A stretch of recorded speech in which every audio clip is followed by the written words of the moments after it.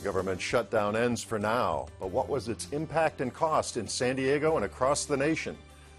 And former Mayor Bob Filner cops a plea to a felony count in Superior Court, appearing contrite compared with his last public appearance. Meanwhile, the race to replace him enters the final month with the top 4 candidates facing off in a gentlemanly debate on KPBS. I'm Mark Sauer, and the KPBS Roundtable starts now.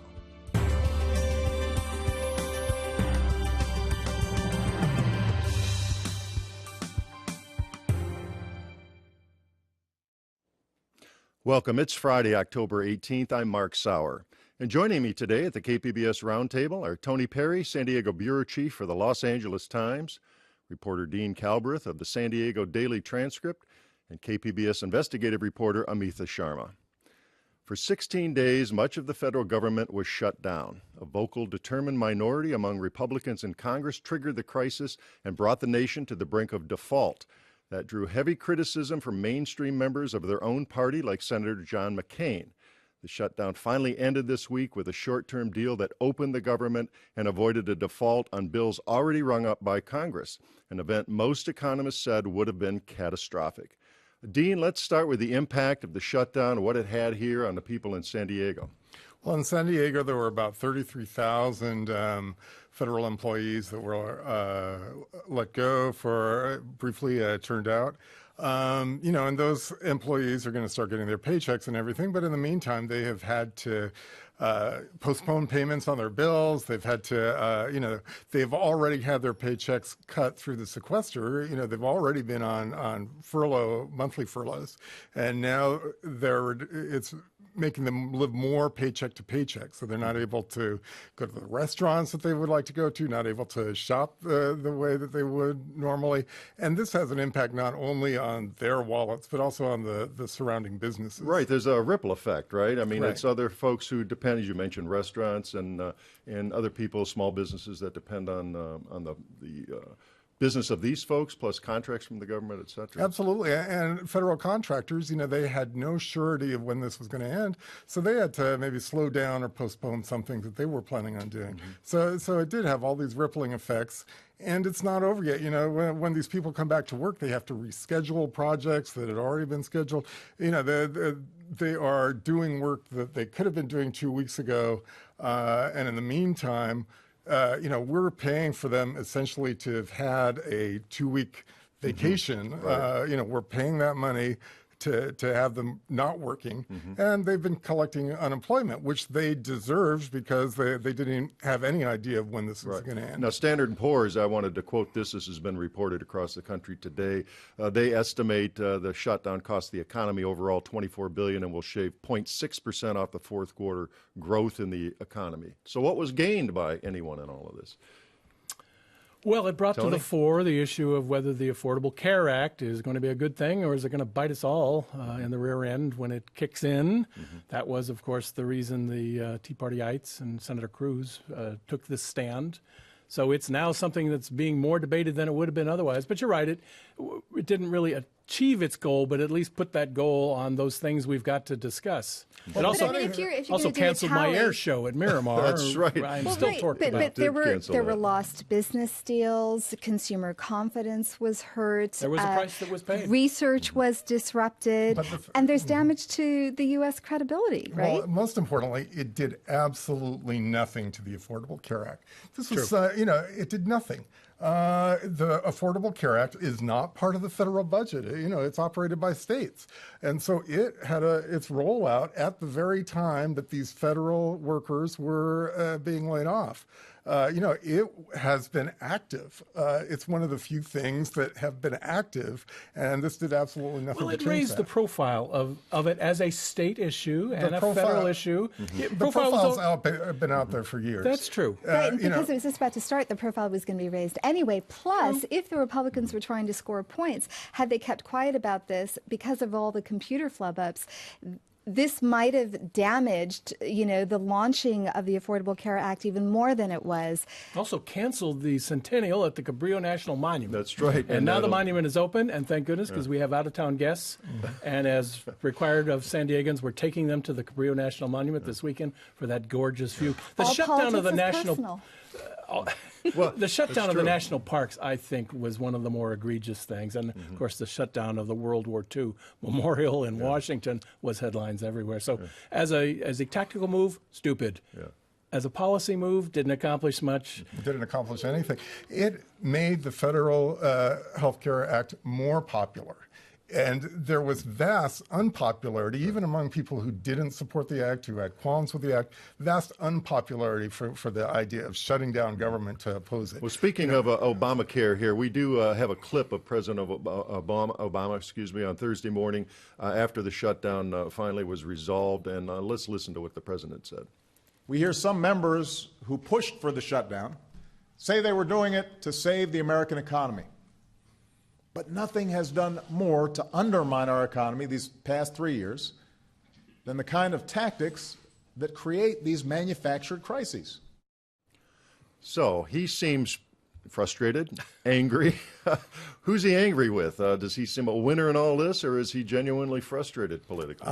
He's genuinely frustrated. You know, the fact is that there was a majority for at least more than a week, a majority of people in Congress who wanted to stop this. In the House of Representatives, and they weren't allowed to vote on the Senate bill. You know, that's got to be incredibly frustrating. You know, it's a minority of a minority who supported this. But is it a minority of a minority? I mean, these are 80 people, Republican members of the House In a of body of Representatives. 435. Right, but of 230 some odd Republicans, that's, you know, a third. That's a third. Yeah. They represent the Sun Belt, they represent the Midwest, they represent the South.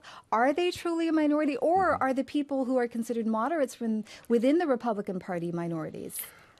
Well, for one thing, it's a third. It's not two-thirds. So, yeah, it's a minority. But also, for another thing, you know, these are people from gerrymandered districts that you know, and they're formed to create extremists. You know, whenever you gerrymander, whenever you make a district safe for one political party or the other, whether it's the Democrats or the Republicans, you know, you go to the extremes because they don't have to face, you know, the more rational politicians. Let's consider for a second what the public thinks of all this. Polls show a disapproval of Republicans in Congress during this 3 to 4 week period, going from 63% disapproval to 74% disapproval.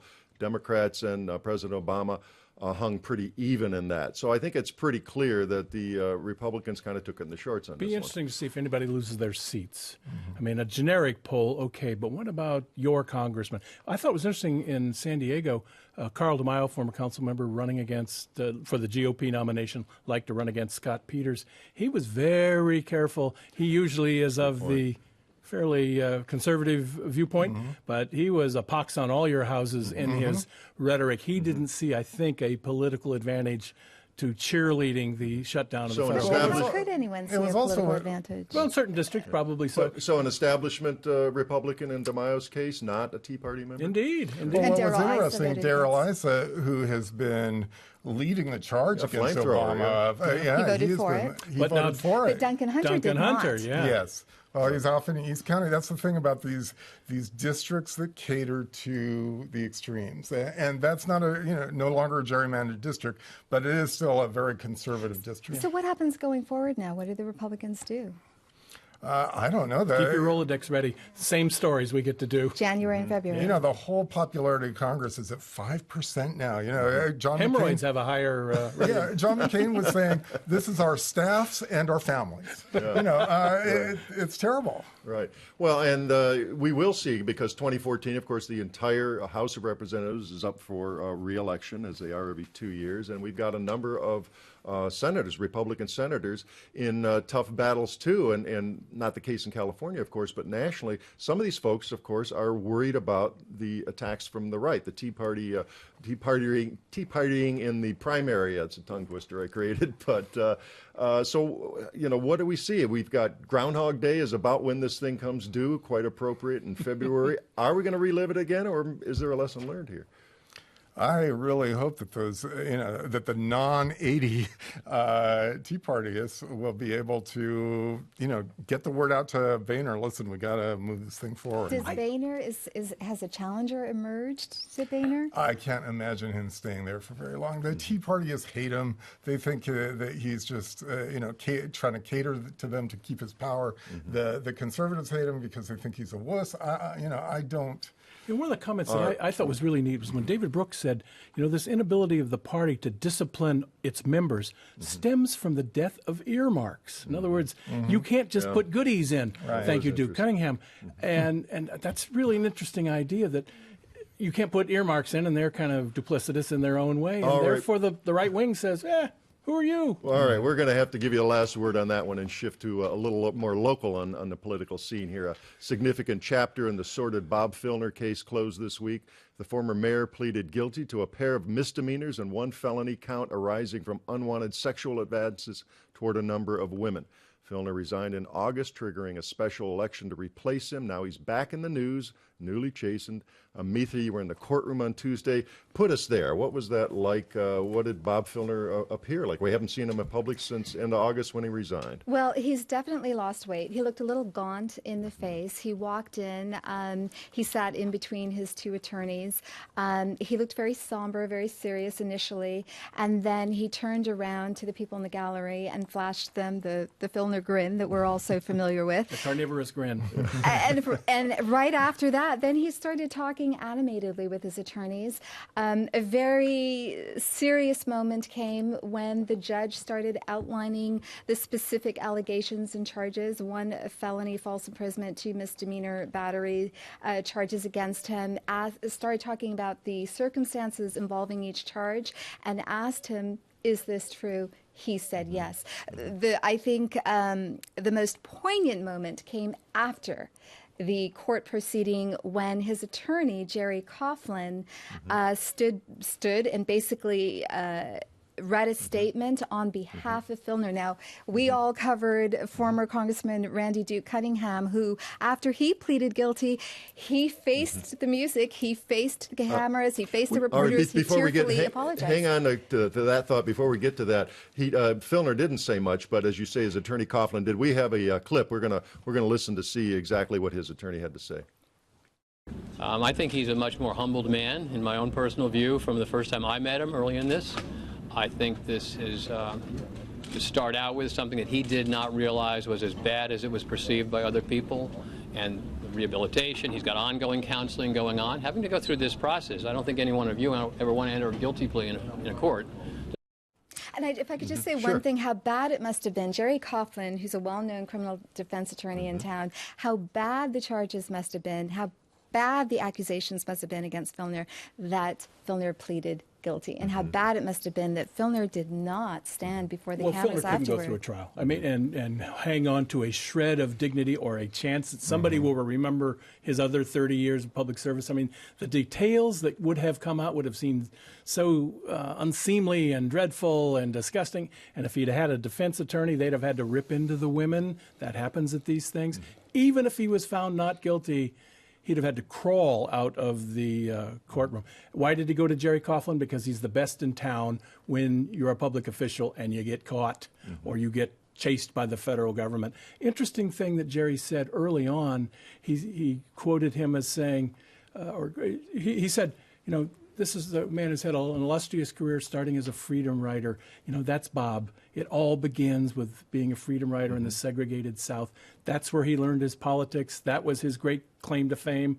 And I think in a certain way that was probably his downfall. He learned a confrontational, I'm in the right and you're in the wrong style. And it took him, after 30 years, it took him over the edge. And now he'll do 3 months sitting in his condo in downtown. Well, arguably, you could say that was the same thing as Randy Cunningham. The interesting thing about Randy Cunningham is, he did go to the judge. This is, of course, the former disgraced Republican congressman from San Diego. He wept. He said how guilty he was to his constituents, to the city of San Diego, to whoever else.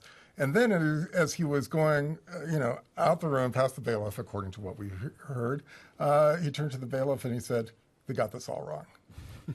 So I don't know if you can trust the humility. Well, I mean, we may see Bob Filner in federal court. We have the sentencing Right. after the probation report. Right. And we'll see. He may come out. He may have, resumed his mojo and be willing to talk to us. Because that talk you're talking about, Cunningham, he'd already been sentenced, as I remember. And these charges refer to the state attorney general's investigation of him. That's one legal chapter that is now about to come to a close. There may be other legal chapters. We know that the feds are looking into Mr. Filner's dealings with 2 development projects that were put on administrative holds by him until 6-figure payments were received by the city. So there may be another chapter ahead. I disagree. There are not going to be federal charges. You think this was the whole shebang on the criminals? I think this is it. Now, there may be other civil cases. And let's get to that in a moment, but for the record here, let's point out that he did plead out to 2 misdemeanors, 1 felony. There will be no jail time with this. As we say, it's 3 months probation. 3 years probation, 3 months of house arrest, home confinement, and he can't vote. He can't vote, and he can't seek public office during the time of probation. And there may be mental health counseling. Mental health counseling. Which the city attorney is going to write to the judge and say, please make sure he does that. And if he violates any of those terms, he goes to jail for 6 months, and there may be some fines and restitution. Now, we mentioned the civil side. Mitha, update us on that. We have the notorious one big suit there is from former Filner aide Irene McCormick Jackson, brought by the celebrity attorney Gloria Allred. Tell us what's up so with his that. former public information officer filed a sexual harassment suit against Filner and the city. That is working its way through the system. I know that they've had some settlement talks, and she is, I believe, now on unpaid leave. There is another claim that's been filed against the city by a Stacey McKenzie, who was a district manager at Mission Park, and that remains a claim at this point. And remember the agreement that pushed him out. City will defend him against Irene Jackson's lawsuit, will pick up any funds that he's assessed by the judge. However, other lawsuits, other claims, he's on his own hook. So $90,000 cap on $98,000. It's already been spent apparently early on. Remind me not to get sued by Gloria Allred.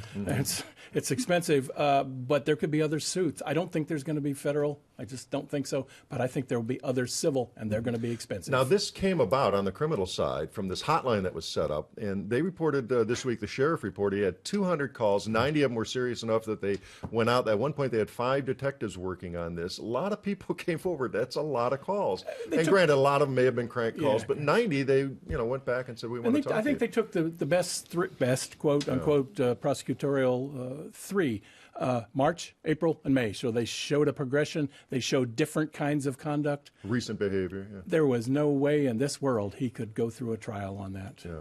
And come out with any shred of dignity left. And there were certainly it was representative conduct of what we had heard from women who had come forward. And it was all women who had come to him seeking his help on legitimate public issues, or in one case, helping him on a fundraiser with a legitimate Let's Clean Up Fiesta Island kind of program. And the state attorney general's office said that, it had spoken to the women the Jane Does. And they threw the holy water on the agreement. Yeah, they basically said that they thought it struck the right balance between justice and closure. We still don't know about the pension, though. That's apparently a rat's nest of legalities. It looked like he was going to lose 2/3 of his mayoral pension, but there seem to be laws that don't support that idea. And the lawyers are blazing away even as we speak about whether that part of the plea bargain is going to hold up or not. All right, let's shift gears now to a related topic, the race to replace former Mayor Filner. KPBS News and our partner 10 News this week hosted a debate among 4 of the 10 candidates. Those would be the 4 leading in the polls so far. Let's start there. Tony, who's ahead in the poll right now and in this special election campaign that's got about a month to go? Full disclosure, I thought McGovern was going to beat Nixon. Let's get that out there. It looks like... I'll take it. You weren't reading the polls, were you? It's like Councilman Faulkner and Democrat, previously a Republican, previously an independent, Nathan Fletcher, with Councilman David Alvarez coming up quickly. And Mike Aguirre, not going to win, I think, but is out there telling the truth about things like pension and financial problems and the fact that they're all pandering to various groups. So the 2 F boys, Faulkner and Fletcher and the two A-boys, Alvarez and Aguirre, trailing, but Alvarez is coming on strong. Coming thundering up from the outside. So you've got But Fletcher. it's all who comes to the polls. I mean, we don't know who's going to go to a special election on November 19th when everybody's thinking about is grandma going to come to Thanksgiving dinner, etc. And that's where Alvarez could really benefit because he has strong union support. Those union people are going to be walking the Boots on the precincts. ground, You know, I mean, Faulkner also has GOP people who are going to be walking the... He's got $1 million, Alvarez does. Yeah, no, he has an impressive war chest. A lot of He money has in a a short good campaign. army of foot soldiers. Alvarez is the future. I don't know that he's the current situation. I'm not sure that a 45% turnout isn't going to be more north of 8 than south of 8. Remember when Filner was elected, there was like 80% because we had a presidential election. So it was a whole nother electorate.